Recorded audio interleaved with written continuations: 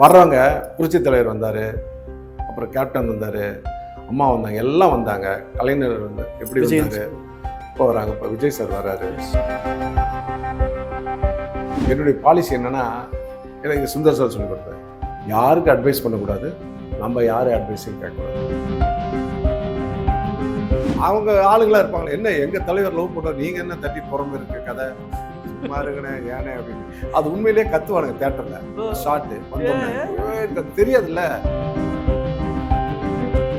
அப்போ ஒரு நாள் என்ன சொன்னாருன்னா, மனோபாலா சார், டே சும்மா சினிமா எனக்கு அதை ஒரு சைடு சின்ன திரையை கால் எடுத்து வச்சுக்கோ, 2 பக்கம் கால் வச்சாதான் டிராவல் பண்ண முடியும். அதுக்கப்புறம் மனோபாலா வந்து கிட்டத்தட்ட 20 சீரியல் டைரக்ட் பண்ணியிருக்காரு. அதுல 19 சீரியல் மெயின் ரோல் நான் தான் நடிச்சேன். எனக்கு பிடிச்ச காமெடி ஆர்டிஸ்ட் சேசு எனக்கு ரொம்ப பிடிக்கும் எனக்கு. அவன் அப்பதான் வந்துட்டு இருக்கான். மனோபாலா சாருக்கு மேல சேசு போடுறாரு. மனோபாலாவோட இடத்தை ஒருத்தர் பிடிக்கிறதுக்கான வாய்ப்பு சேசுக்கு. அந்த இடத்துல ஆளே கிடையாது. அந்த இடத்துல ஆளே கிடையாது.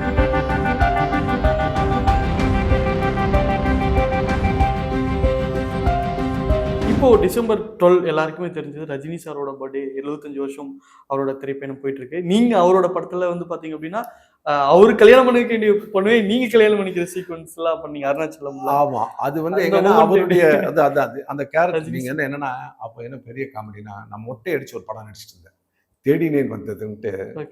அப்போதான் இந்த இது என்னடா அருணாச்சல் பண்ண முடியலப்போ, சுந்தர் சார் உனக்கு ஒரு கேரக்டர் இருக்கு, மாப்பிள்ளை கேரக்டர் அப்படின்னு. அது விக்கெல்லாம் வச்சு போய் உட்காந்தா பக்கத்துல மாபெரும் தேவதை, எக்ஸ்ட்ரானரி ஆர்டிஸ்ட் சௌந்தர்யா உட்காந்துருக்கு. ரஜினி சார் இதுல என்னன்னா, அவர் மண்டபத்துல தான் ஷூட்டிங் நடந்துச்சு. அவங்க ஆளுங்களா இருப்பாங்க, என்ன எங்க தலைவர் லவ் பண்ற, நீங்க என்ன தட்டி புறம்பு இருக்கு கதை, சும்மா இருக்கனே ஏனே அப்படின்ட்டு. அது உண்மையிலேயே கத்துவானுங்க தியேட்டர்ல. ஷார்ட் வந்தோம்னா தெரியாதுல்ல. அதுக்கப்புறம் என்ன நடக்க போகுதுன்ட்டா கத்துவானுங்க ஓயின்ட்டு. ஸோ அது நல்ல இன்ட்ரெஸ்ட். அது ஒரு 1 டே ஃபுல்லாக நடித்தேன். ரொம்ப நல்லா இருந்துச்சு அது இன்ட்ரெஸ்ட். ஓகே, வெளித்திரி சின்திரி எல்லாத்துலேயும் பண்ணிட்டு இருக்கீங்க. அரசியலும் எதிர்பார்க்கலாமா? அரசியல் டச்சு அதெல்லாம் கிடையாது. அந்த அரசியல் நம்ம இதுக்கே பொழப்பு கரெக்டாக இருக்கு. நாங்கள் எங்கேயும் அரசியல்லாம் போயிட்டு அதெல்லாம் தேவையில்லை. ஆனா நம்ம சினிமா துறையில இருந்து நிறைய பேர் அரசியலுக்கு போறாங்க, நிறைய பேர் இது பண்றாங்க. அதோட யாரு வேணா போகலாம். இப்போ நீங்க வந்து இந்த இது எடுத்திருக்கீங்க, விஜய்னு ஒன்று கம்பேர் பண்ணிட்டு இருக்கீங்க. இதுக்கப்புறம் நீங்கள் நடிக்க போகலாம். எஸ். ஸோ இது உங்களுடைய ஆப்ஷன் தான். நான் வந்து நடிக்க இருக்கேன், எதுக்கு நீ உன் வேலையை பார்த்துட்டு இருக்க வேண்டிய, நீ ஏன் நடிக்க வர அப்படின்னு சொல்றதுக்கு நமக்கு எந்த அருகதையும் கிடையாது. 2வது, என்னுடைய பாலிசி என்னன்னா, எனக்கு சுந்தர் சார் சொல்லி கொடுத்தாரு, யாருக்கு அட்வைஸ் பண்ணக்கூடாது, நம்ம யாரும் அட்வைஸையும் கேட்கக்கூடாது. ஏன்னா அந்த அளவுக்கு நம்ம வளர்ந்தாச்சு. இதுக்கப்புறம் ஒருத்தர் அட்வைஸ் சொல்லி தான் அடிக்கும்போது வீட்டில் சொல்லியே நம்ம கேட்கல. இது யாருடைய அட்வைஸ்? ஸோ யார் என்ன வேணா வரலாம், பட் அதை மக்கள் எப்படி ஏத்துக்கிறாங்க ஏத்துக்கலன்றது மக்கள் தான் டிசைட் பண்ண, நம்ம டிசைட் பண்ண முடியும். ஓகே. வர்றவங்க புரட்சி தலைவர் வந்தாரு, அப்புறம் கேப்டன் வந்தாரு, அம்மா வந்தாங்க, எல்லாம் வந்தாங்க. கலைஞர் வந்து எப்படி வந்தாரு, இப்போ வராங்க, இப்போ விஜய் சார் வர்றாரு. ஸோ ஒவ்வொருத்தர் வரும்போது அவங்களுக்கு மக்கள் எப்படி ஏத்துக்கிறாங்களோ அதை பொறுத்தா, நம்ம கையில எதுவுமே கிடையாது. கண்டிப்பா. ஏன்னா இப்போ விஜய் அவர்கள் வந்தது வந்து தமிழ் சினிமாவுக்கு ஒரு சின்ன ஒரு இழப்பு அப்படின்னு, நம்ம பெரிய இழப்புனே சொல்லலாம் அப்படின்னு நிறைய பேர் சொல்லும்போது, உங்களோட ஒரு நடிகரை நீங்க எப்படி பாக்குறீங்க அரசியலுக்கு வந்தது? இல்லைங்க, அதுதான் நான் சொல்கிறேன். அது அவருடைய விருப்பம். சினிமா போதும், நான் இவ்வளோ தூரம் நடிச்சிட்டேன், அடுத்து நான் வந்து அரசியல் போயிட்டு மக்களை சேவை பண்ணுறேன்னு வர்றாரு. அந்த மக்கள் ஏற்றுக்கிட்டாங்கன்னா அவர் ஓகே. அது ஏற்றுக்க நம்ம கையில் கிடையாது. 2026 எலெக்ஷனில் தான் தெரியும் இல்லையா? கண்டிப்பாக எவ்ரி இயர் நல்லா பாசிட்டிவாக பண்ணிட்டு இருக்கீங்க, நிறைய ப்ராஜெக்ட்ஸ் பண்ணிட்டு இருக்கீங்க. இது நான் எல்லாத்துக்கிட்டையும் கேட்பேன், இன்னும் அடுத்த ஒரு 5 வருஷத்தில் சாரை எப்படி பார்க்கலாம் அப்படின்னு. இப்போ விஸ்வாசம் அடுத்த 5 வருஷத்துல எப்படி பார்க்கலாம் நீங்க இமேஜின் பண்ணிருக்கீங்க? கொஞ்சம் சேஞ்ச் பண்ணுவாங்க, வேற எந்த சேஞ்ச் கிடையாது. ஒருவேளை அடுத்த படம் டைரக்டர்கிட்ட கேட்பேன், விஷால் படம் பண்ணிக்கலாம், விஷால் படத்தில் கேட்பேன், தலைவா இதேவா இல்லை ஏதாவது மாத்திக்கிட்டான்னு கேட்பேன். மாத்தி, ஏன்னா 2017 இருக்கேன். நந்தினி ஒரு சீரியலுக்கு வச்சது இது. அதுல ஆரம்பிச்சா கலர்ல 2 ஆகட்டும், அரண்மனை 4 ஆகட்டும், எல்லாத்தையும் இதே தான் ஓடி. ஆல்மோஸ்ட் 8 வருஷம் ஆயிடுச்சு சார். ஆமா, ஆல்மோஸ்ட் 8 வருஷத்துக்கு இதுலயே வச்சு கிட்டத்தட்ட எவ்வளவு படங்கள் எவ்வளவு சீரியல் நடிச்சிட்டேன். அதனால டைரக்டர் தான் டிசைட் பண்ணும், இதை மாத்திக்க அப்படின்னா மாத்திப்பேன், இல்ல இது இதே கட்டப்லயே பார்த்துட்டு இருக்கலாம் நீங்க. ஓகே. விஷால் சாரோட அந்த ப்ராஜெக்ட் எப்படி குக் ஆயிட்டு இருக்கு, எப்படி பார்க்கலாம்? பிப்ரவரில இருந்து ஷூட்டிங். சூப்பர். என்ன மாதிரியான ஜானர்ல இருக்கு சார்? நல்ல கமர்ஷியல் தான் பண்றாரு. ஏன்னா அவரோட படம் வந்து ரொம்ப நாள் கழிச்சு ரிலீஸ் ஆகி மதகஜராஜா அவ்வளோ ரிசீவ் ஆச்சு மக்கள். அது எப்போ வந்தாலும் ஹிட் ஆகுன்ட்டு சுந்தர் சாரே நிறைய இன்டர்வியூல சொல்லிட்டு இருந்தாரு. அதனால வந்து பேயிட்டு அடுத்த இது அதை விட சூப்பரா இருக்கும் பாருங்க. சூப்பர். சந்தானம் அவர்களுடைய காமெடி வந்து நான் சுந்தர்சியோட பிளெண்ட் ஆகும்போது ரொம்ப அருமையா இருக்குன்றத நாங்க பார்த்தோம். இனி அதுக்கப்புறம் ஏதாவது அவரோட இணையிற மாரி இருக்குமா சார் சுந்தர்சி சார்? தெரியல இதுவரை. ஏன்னா அவர் ஹீரோவா நடிச்சிட்டு இருக்காரு நிறைய படம். ஸோ காம்பினேஷன் ஏதாவது பெஸ்ட் காம்பினேஷன் வந்து போய் இல்ல கேட்டா ஒரு படம் நடிப்பார். காமெடினாவும் பண்றாருன்னு கேள்விப்பட்டோம். ஆமா பண்றாரு. சுந்தர் சார் கேட்டா கண்டிப்பா எப்போ வேணா பண்ணுவார். அதுல எந்த மாற்று கருத்தும் கிடையாது. அதுக்கான வாய்ப்புகள் கண்டிப்பா வரும் சீக்கிரம். இந்த சமயத்துல மனோபாலா சார் அவர பத்தி சொல்லும்போது உங்களுக்கு என்ன சார் நினைவு? கண்டிப்பா. எப்படின்னா நான் தான் சொல்றேனே, இப்போ வந்து சினிமாவில் நடிச்சிட்டு இருக்கேன். மனோபாலா சார் வந்து எங்களுடைய மீட்டிங்கே எங்க இருக்குன்னா ஈவினிங் ஆனா மணிவண்ணன் சார் ஆஃபீஸ் தான் எங்களுக்கு. சூப்பர், அவர் சூப்பர். தான் நம்மள அறிமுகப்படுத்த ஆமா. காலையில ஷூட்டிங் இருக்கா இல்லையா அங்கே தான் காலையில் எனக்கு பக்கம் நான் வாக்கபிள் டிஸ்டன்ஸ் தான். பிரபு சார் வீட்டு பக்கத்தில் தான் என் ம். வீடு இருந்துச்சு டி நகரில் ஆஃபீஸ் எல்லாமே. ஸோ அப்படியே நடந்து வந்துடுவேன் சரவணா ஸ்ட்ரீட்டு. அங்கே தான் வந்து மணிவன் சார் ஆஃபீஸ். அங்கே தான் ஈவினிங் ஆனால் எல்லாம் மீட் பண்ணுவோம். மனோபாலா சார் வருவார், ராஜ்குமார் வருவார், எல்லாம் நிறைய பேர் வருவாங்க. அப்போ ஒரு நாள் என்ன சொன்னார்னா மனோபாலா சார், டே சும்மா சினிமா நிற்காத, ஒரு சைடு சின்ன திரையும் கால் எடுத்து வச்சுக்கோ, 2 பக்கம் கால் வச்சா தான் ட்ராவல் பண்ண முடியும். சரி நடிக்கிறேன் சார். சரி சாயந்தரம் ஒரு ஆஃபீஸ் கூப்பிட்டு போகிறேன், கன்ஃபார்ம் ஆச்சுன்னா நீ நடிக்கிற, நாளையிலேருந்து ஷூட்டிங். ஓகேண்ணா. சாயந்தரம் கூப்பிட்டு போனால் குட்டி பத்மினி மேடம் ஓ ஆஃபீஸ். ஓ ஓ ஓ. கூப்பிட்டு போய் சொல்லுவார், இவனை தான் நான் சொன்னேன் அப்படின்னா. ஓகே நடிச்சிருங்க, வச்சு நீங்கள் நடிக்க வச்சுருங்க அப்படின்ட்டான். என்னடானா ஹிந்தி சீரியல். ஹிந்தி சீரியல் ஐயோ. ஆதர்ஷ்லான்ட்டு சூப்பர் ஹிட்டான சீரீஸ். ஏன்னா அவங்க தான் மாதவன் வச்சு அதுக்கு முன்னாடி ஒன்று பண்ணாங்க. ஓகே. குட்டி பத்மினி. அதுக்கப்புறம் அதே ஸ்லாட்ல வந்து ஆதர்ஷ்லான்ட்டு 6 எபிசோடு, ஒரு கதை 6 எபிசோடு வர்ற மாதிரி ஏதோ பிளான் பண்ணி. Super, super, super. Okay. Hindi நான் பேசுவேன். பேசுவீங்களா? ஹிந்தி எஸ் பேசுவேன். உங்களுக்கு ஃபீல்ட் இருக்கும்னு நான் நினைச்சேன். ஹிந்தி பேசுவேன். ஏன்னா நான் அபுதாபியில் இருந்தனால ஹிந்தி பேசுவேன். ஹிந்தி பேசுவேன். ஆனால் நம்ம வந்து ஃப்ளூயண்ட்டாக பேசுவோமோ அப்படின்னு நமக்கு தெரியாது. ம் ம் ம். இப்போ நம்ம பேசணும்னா இந்த மாதிரி இல்லை. அது சில சமயம் வந்து அந்த வார்த்தைகள் வந்து கோர்வை நமக்கு வராது. சரி ப்ராம்ப்ட் கொடுக்குறேன் நாங்கள். சரி ஓகேன்ட்டேன். அது நடித்தேன். அதில் ஆதர்ஷ்லான்னு ஒரு சீரியலில் ஒரு டெர்ரிஃபிக்கான வில்லன் கேரக்டர் பண்ணேன். இந்த சீரியல் கில்லர் இருக்குல்ல, ஆமா, அதை ஆமா. அப்பவே எடுத்தார் மனோபாலா சார்.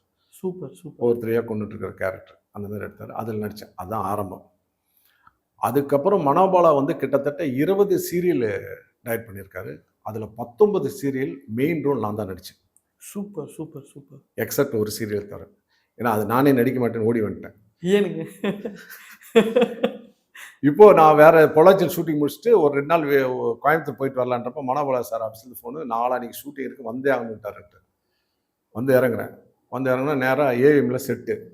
நேராக போகிறேன். காலைல போய் இறங்கி போகிறேன். டே சீக்கிரம் ரெடியாடா, அந்த கேரக்டர் நீ தான் பண்ணுறது. இந்த கேரக்டர் சரி ஓகே மனோபாலா சார் சொல்கிறாரு அப்படின்ட்டு போனால் எல்லாம் கிரீடம்லாம் வச்சு நடந்துட்டு இருக்காங்க. அப்படியே கோ டைரக்டர் ஒருத்தர் இருக்கார். அவர்கிட்ட போய் இங்கே வா அப்படின்ட்டு. என்ன சீரியல் கண்ணன் தெரியுமா? அப்போ கண்ணன் ஒரு டைரக்டர், எஸ். நிறைய படம் ஆமா, ஆமா. அவர் தான் அப்போ கோ டைரக்டர். Okay, okay. என்ன சரி இல்லை ஒரு புராண கதையை வச்சு எடுக்கிறோம். அப்படியா? ஆமாம்.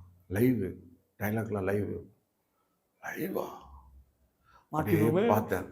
லைவ் நான் பண்ணியிருக்கேன். மர்மதேசன் ஒரு சீரியல். ஆமா, ஆமா. அது லைவ் பேசியிருக்கேன். ஓ சூப்பர். அது லைவ் தானே? லைவ் ஆ. செய்யுள்லாம் பேசுவேன். அது என்னமோ பண்ணியாச்சு. பட் இது இப்படின்னு பார்த்துட்டு அப்படியே பார்த்தேன்.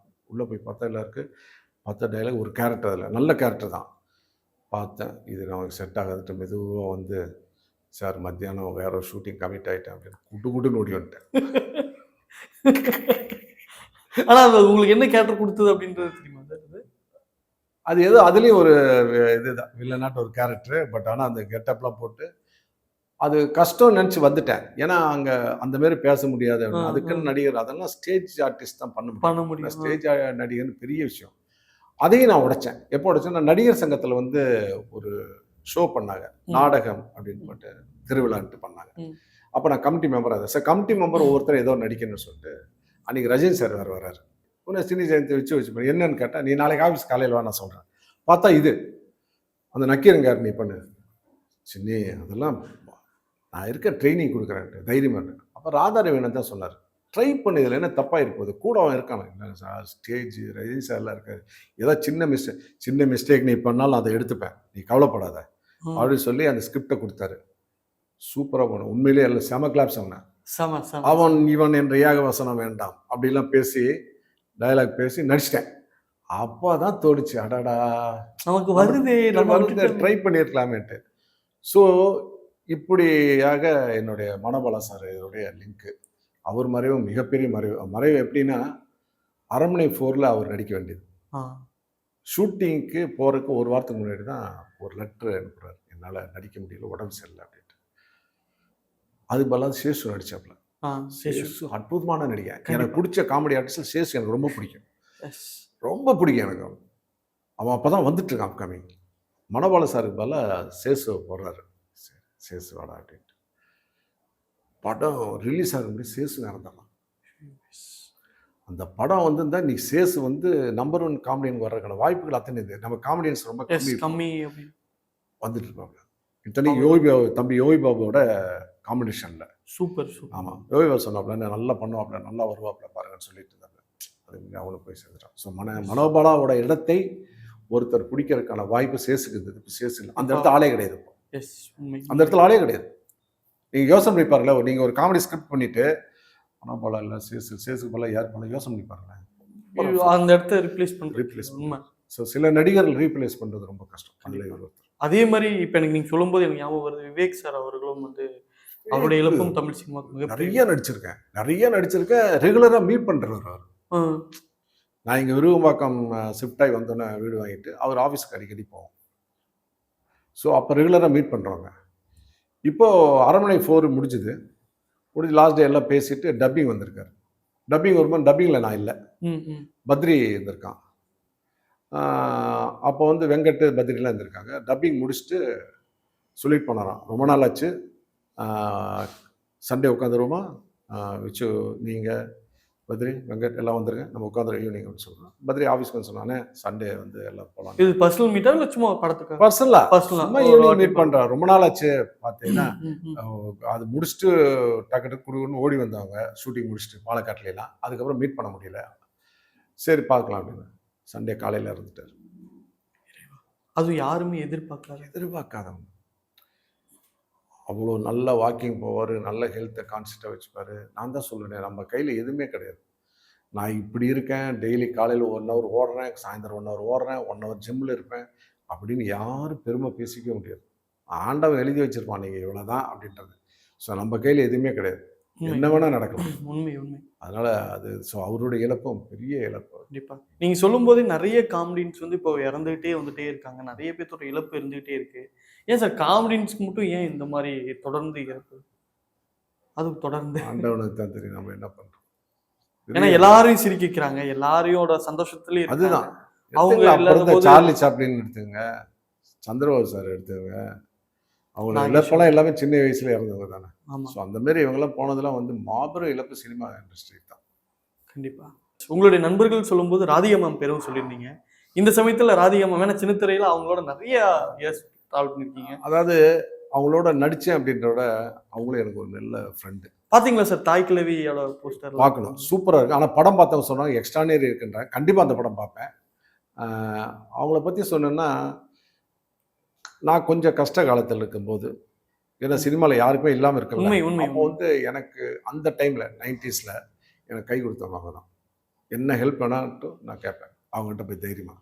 அப்புறம் ரொம்ப ஏதாவது அந்த டைம்லலாம் வந்து அப்படியே நமக்கு எல்லாத்துக்குமே ஒரே மாதிரி இருக்காதுல்ல, அப்படியே இருப்போம். அப்படியே டல்லாக இருக்கிற டைமில் அவங்ககிட்ட போய் ஒரு 10 நிமிஷம் பேசினா போதும், பார்த்தாலே போதும். ஏய் பவோ அப்படிதான் கூப்பிடுவாங்க என்ன, பாபோ வாடா அப்படின்னு கூப்பிடுவாங்க. ஸோ அந்த 10 நிமிஷம் பேசணும்னா நமக்கு அந்த எனர்ஜி இருக்குல்ல, எனர்ஜி டீங்க ஒரு 10 குடிச்ச மாதிரி ஆயிரும், போட்டு வந்த மாதிரி அவர் ஜாலியாக இருக்கும். அது என்னதான் ஒரு பசங்களுக்கே உண்டானது, ஒரு அந்த பொண்ணுங்க ஃப்ரெண்ட் இருக்குன்ற போது பசங்க ஷேர் பண்ணா அது அப்படியே காலியாயிருக்கு. நட்புங்க. அது வந்து விக்ரம் சார் தான் அழகா அவர் ஃபர்ஸ்ட் படத்தில் சொல்லியிருப்பாரு. அருமையா ஒரு வார்த்தை சொல்லியிருப்பாரு. அப்படி ஏதோ கேட்பாங்க ஜெயகணேஷ், நட்பு அப்படின்னு. அந்த மாதிரி நட்பு தான் இவங்களாம் எனக்கு கிடைச்ச வரப்பிரசாதம்னே சொல்லுவேன் நான். எஸ், கண்டிப்பா.